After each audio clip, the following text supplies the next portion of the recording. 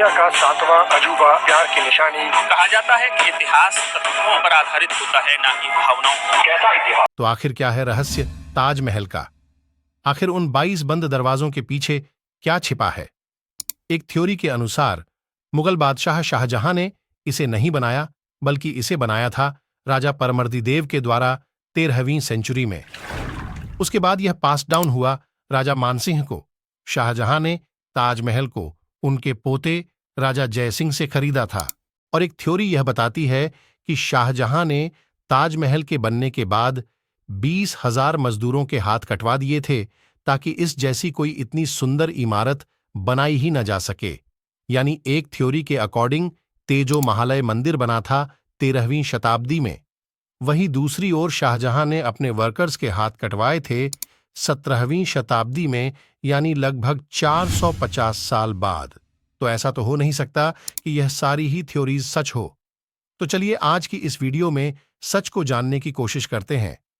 आखिर क्या है सच इस ताजमहल का? शाहजहां का जन्म 5 जनवरी 1592 को हुआ था और इनका असली नाम था खुर्रम शाहजहां। यह रॉयल नाम बाद में पड़ा था, जिसका मीनिंग है किंग ऑफ द वर्ल्ड। इनके पिता थे जहांगीर और माता थी जगत गोसेन। और मुमताज महल का जन्म हुआ था 27 अप्रैल 1593 में। इनका असली नाम था अजुमंद बानू बेगम। उनकी शादी 1612 को हुई। बहुत से हिस्टोरियन हमें बताते हैं कि शाहजहां की जो रिलेशनशिप थी बाकी और बीबियों के साथ, वो सिर्फ पॉलिटिकल अलायंस के लिए हुई थी। शाहजहां का जो लगाव था मुमताज के प्रति, वो बाकी बीबियों से काफी ज्यादा था। शाहजहां ने मुमताज को और भी फेवर दिए, जैसे क्वीन ऑफ द वर्ल्ड। उनका जो पैलेस था, खास महल, कहा जाता है कि उसे प्योर गोल्ड और प्रेशियस स्टोन्स से डेकोरेट किया जाता था। मुमताज का काफी रुझान था एडमिनिस्ट्रेशन में। शाहजहां के साथ वह भी जाती थी। जहां शाहजहां का सिर्फ एक बच्चा हुआ उनकी सारी बीवियों में, वहीं मुमताज से उन्हें 14 बच्चे हुए।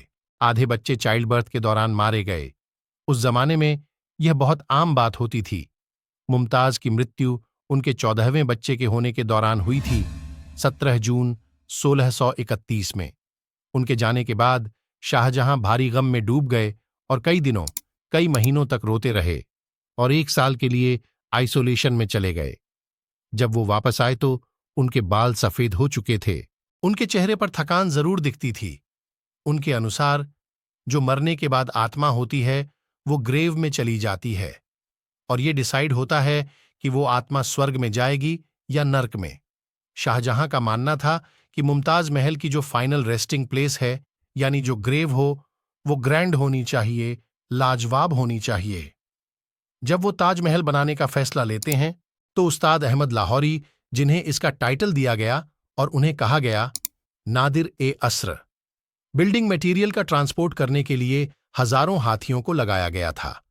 व्हाइट मार्बल को राजस्थान से लाया गया, जैस्पर को पंजाब से, क्रिस्टल को चीन से, टर्कवाइज को तिब्बत से, सफायर को लंका से और कार्नेशियन को अरेबिया से, यानी दुनिया के कोनों कोनों से मटेरियल्स को मंगाया गया था। ताजमहल को बनाने में 22 सालों का समय लगा। 22,000 मजदूर हर रोज काम करते थे। अब ये सबसे पहले मुद्दा कहां से खड़ा हुआ ताजमहल को लेकर, तो देखिए, जब ये खबर में आया कि बीजेपी पॉलिटिशियंस रजनीश सिंह ने इलाहाबाद हाई कोर्ट में ये पिटीशन फाइल की कि ताजमहल के 22 बंद दरवाजे खोले जाएं और जो एएसआई है वह यह जानने की कोशिश करें कि इनमें कहीं कोई हिंदू भगवानों की मूर्तियां तो नहीं हैं। ऐसा क्लेम किया जाता है कि ताजमहल एक शिव मंदिर था तेजो महालय नाम से। लेकिन कोर्ट को इस पिटीशन को रद्द करना पड़ा और कहा कि इस पीआईएल सिस्टम का मजाक बनाया जा रहा है इन क्लेम के द्वारा। कोर्ट कहती है कि किस आधार पर यह पिटीशन फाइल की गई है। रिसर्च करना हिस्टोरियंस का काम है। लेकिन चिंता मत कीजिए दोस्तों, इसका सच आप जरूर जानेंगे। ये जो एएसआई है, इसने ये साफ कर दिया है खुद ही कि ये जो 22 कमरे हैं, ये कमरे नहीं है। ये बस एक लंबा सा कॉरिडोर है जिसमें इतने सारे दरवाजे लगाए गए हैं और ऐसा भी नहीं है कि ये दरवाजे कभी खोले नहीं गए। इनकी हफ्ते में सफाई भी होती है। इसमें बताया गया है कि इन कमरों में कुछ भी नहीं है। एएसआई के स्टाफ ने बताया है कि यह इसलिए बंद किए गए हैं क्योंकि टूरिस्ट के लिए कुछ नहीं है यहां। ऊपर से खोलकर रखा जाएगा तो प्रोटेक्शन में बाधा आ सकती है। आखिरकार यह एक वर्ल्ड हेरिटेज साइट है जहां हर रोज 1 लाख से ज्यादा लोग आते हैं। अब 3 से 4 दिन बाद एएसआई ने खुद ही इन बंद कमरों के अंदर की फोटोज शेयर कर दी कि यहां कुछ भी नहीं है, इसे आप देख सकते हैं। एक क्लेम साल 2015 का यह है कि 6 लॉयर्स ये क्लेम करते हैं कि यहां एक हिंदू मंदिर था और वहां हिंदुओं को वर्शिप करने की आजादी दी जाए। लॉयर हरिशंकर जैन और उनके कलीग्स ने बताया कि राजा परमार्दी देव ने तेजो महालय मंदिर बनवाया था, वो भी 1212 एडी में। इसे बाद में इनहेरिट कर लिया गया 17th सेंचुरी में राजा मानसिंह के द्वारा। फिर इस प्रॉपर्टी को हेल्ड कर दिया गया राजा जयसिंह के द्वारा। जब शाहजहां ने इसे 1632 में एनेक्स कर लिया और मुमताज के लिए मेमोरियल में कन्वर्ट कर दिया गया।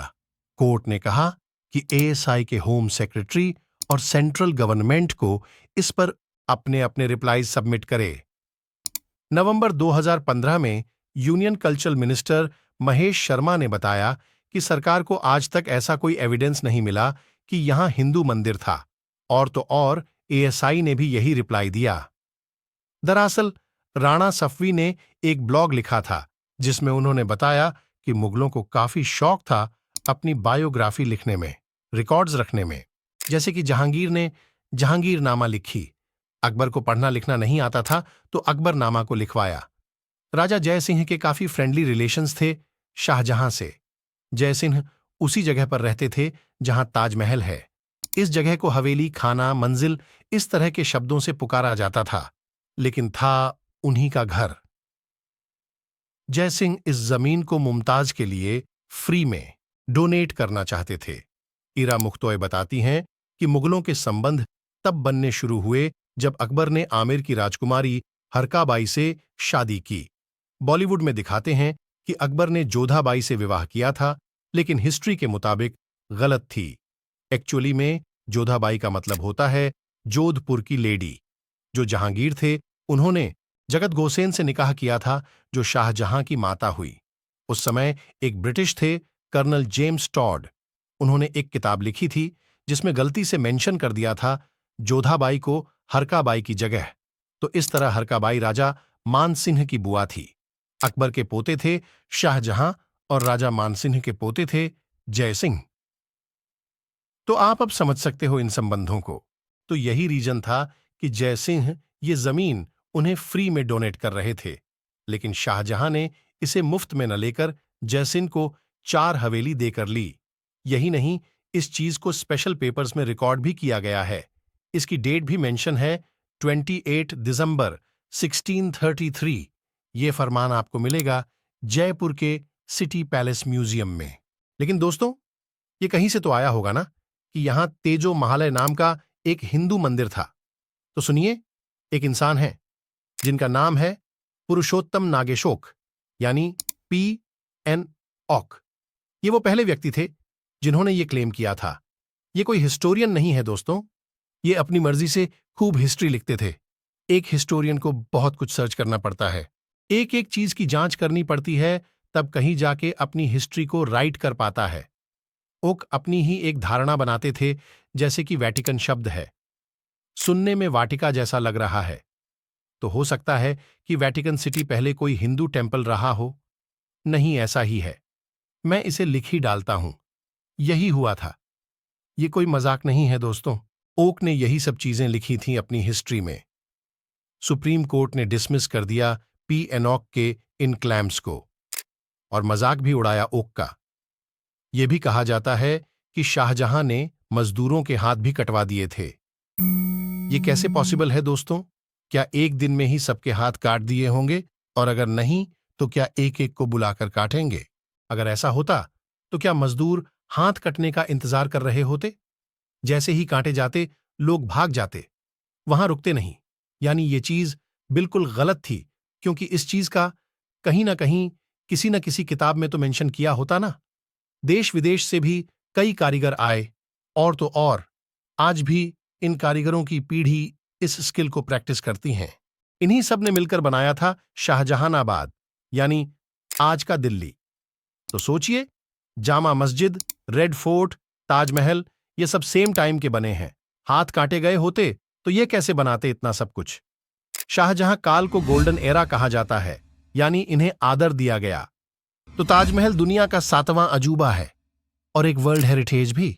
इसी तरह की इंफॉर्मेटिव वीडियोस के लिए चैनल को कीजिए सब्सक्राइब।